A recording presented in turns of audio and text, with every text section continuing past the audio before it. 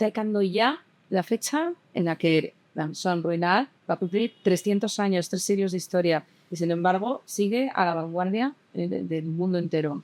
Hoy que se inaugura Arco, hemos querido invitar a Daniel Sempere, que es el brand ambassador de la Maison Ruinart, porque Arco es una de las sedes en las que trabaja Ruinart muchísimo como mecenas de arte, por ejemplo. Sí, correcto. Nosotros con Ruinart siempre trabajamos mucho con artistas, trabajamos con arquitectos, con diseñadores, con artistas de arte gráfico, y parte de lo que es nuestro trabajo con Ruinart es ayudarles, apoyarles a su creatividad, y en ferias como es Arco, aquí en Madrid, que es referencia a nivel internacional, pues el arte contemporáneo va de la mano de Ruinart.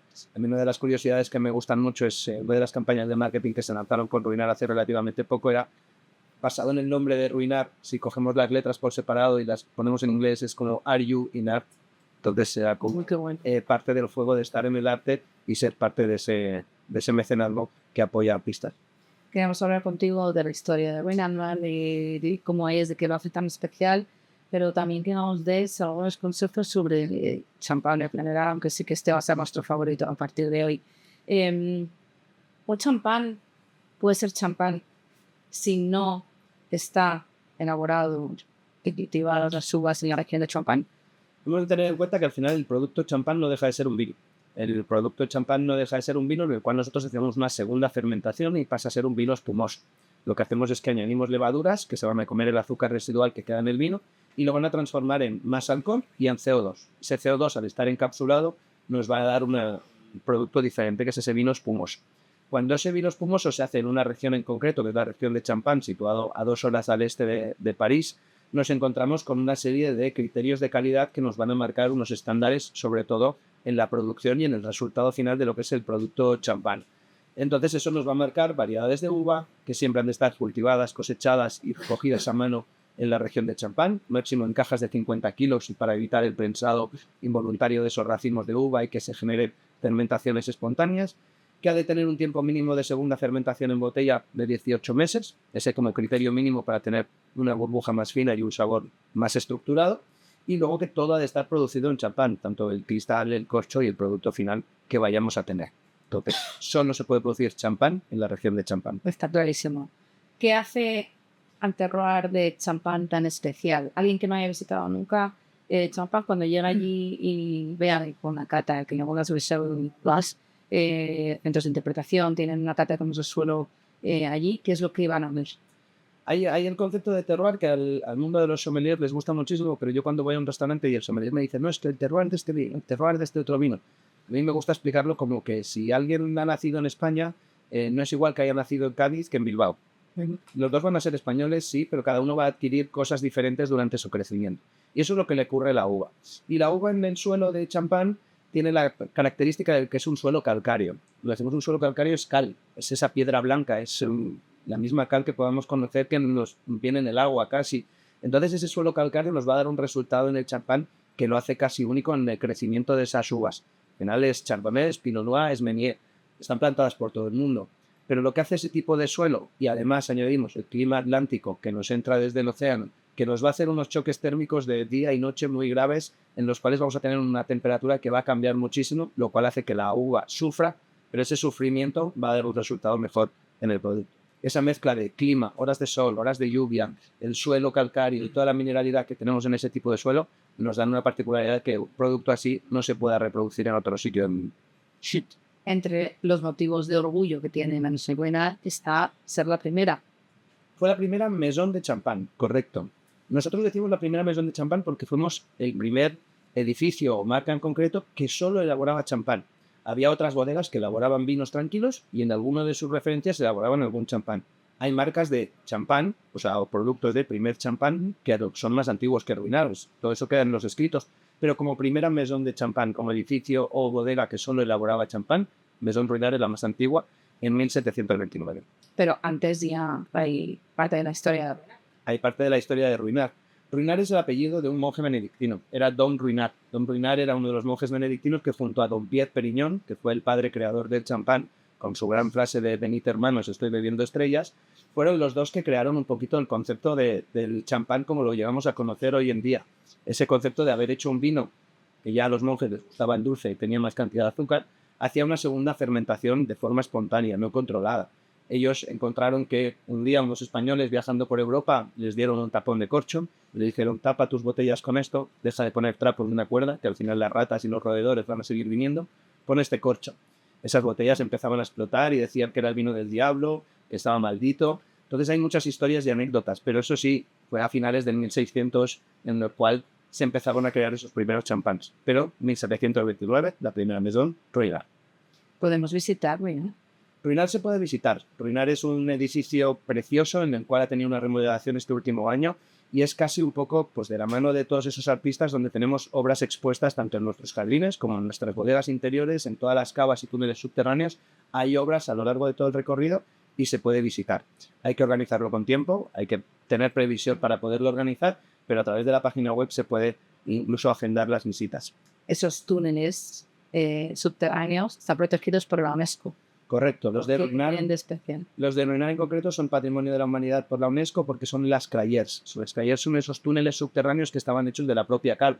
Son túneles cavados en la cal por las manos de los hombres que en el 1729 empezaron a hacer esos túneles. Esas marcas de las rascadas de los propios picos o las palas en las paredes siguen estando. Y son galerías subterráneas que la dificultad era luego dónde saco toda la tierra que yo he rascado de la pared.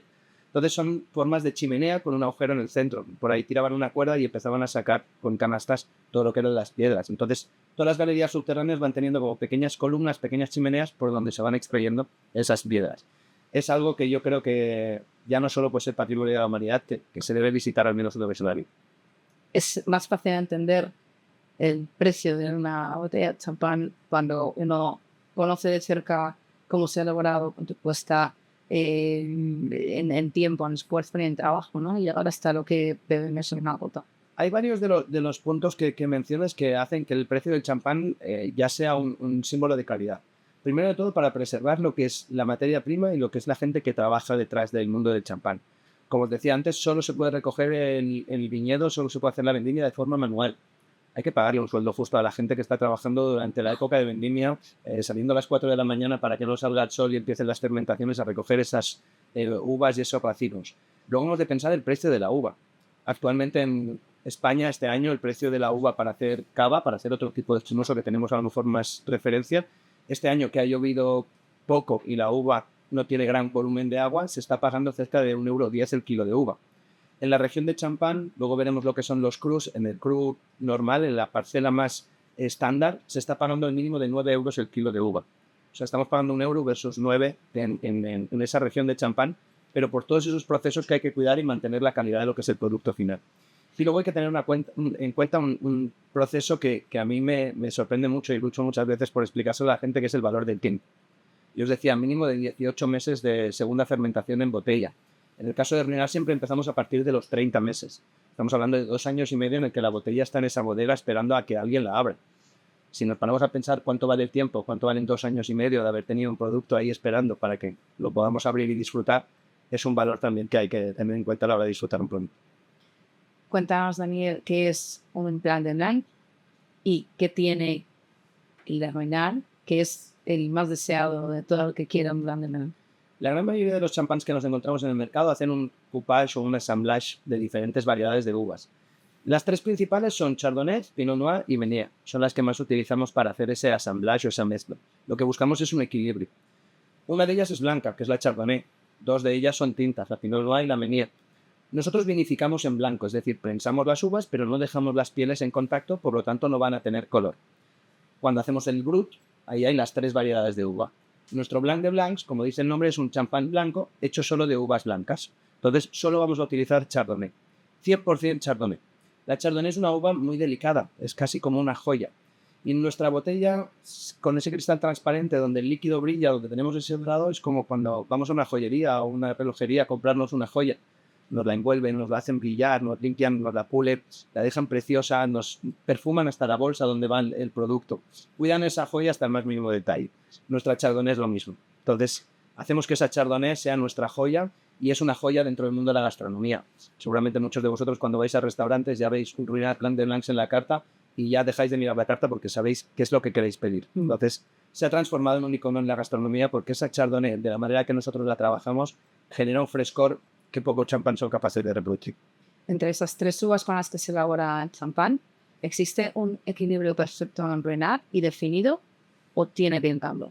No hay un equilibrio perfecto definido porque si nos fijamos, Ruinart es un champán sin añada. Es un champán que, a diferencia de en el mundo, por ejemplo, de los vinos tintos, siempre decimos, me tomé tal vino de la añada 2008, del 96, del 92, hay añadas que fueron excepcionales. En el caso de Ruinart lo que tenemos es una obra de arte que nosotros la definimos como una obra de arte atemporal. Nosotros lo que conseguimos es que cada año vinificamos esa Chardonnay, pero en vez de tener un verde claro, el año que viene es más amarillo, o el año pasado fue un azul verdoso. Entonces lo que hacemos es mezclar vinos de reserva con el vino de la añada actual. Entonces conseguimos que cada año somos capaces de tocar la misma partitura para que tengamos las mismas notas, hemos guardado vinos. Entonces hacemos ese assemblage con vinos de hasta máximo 4 años, que hemos tenido en tanques de inox presurizados para que no haya evolución, y creamos la misma botella para que cada vez que nosotros abramos una botella de champán tengamos el mismo recuerdo de cuando tomamos la primera.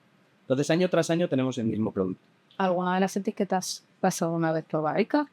En el caso de Ruinart, donde tenemos un champán que es no oxidativo, que lo que buscamos es el frescor, donde esa Chardonnay nos va a dar toda la expresividad y frescor del producto, no tocamos la barrica. La barrica al final es un proceso de oxidación y de maduración del vino. Por lo tanto, en Ruinart no existen las barricas. La forma de la botella es muy diferente en el champán a otras estamos acostumbradas. Está asociado a la historia de cada mesón. ¿Es porque cada una escoge la que es perfecta para su espumoso? O... En este caso, nosotros, cuando se crea Maison Ruinart, ahí en 1729, se escoge esta botella con este molde que ha sido icónico y ha sido representativo de lo que era la botella de Ruinart. La hemos visto representada en cuadros de la realeza, tanto francesa como con la realeza inglesa, donde la botella de champán que se ve era este formato de botella.